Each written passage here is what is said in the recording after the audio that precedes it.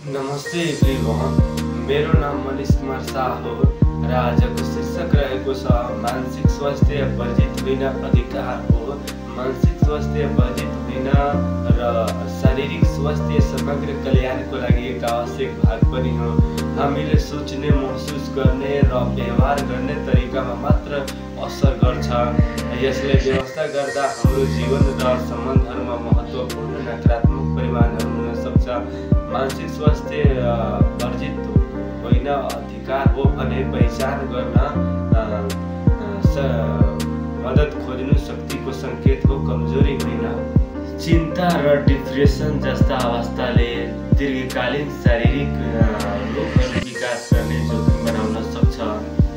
मानसिक स्वास्थ्य समग्र कल्याणको लागि एक आवश्यक छ। यसले काम, विद्यालय र सामाजिक सेटिङहरूमा प्रभावकारी रूपमा काम गर्ने हाम्रो क्षमतालाई असर गर्छ।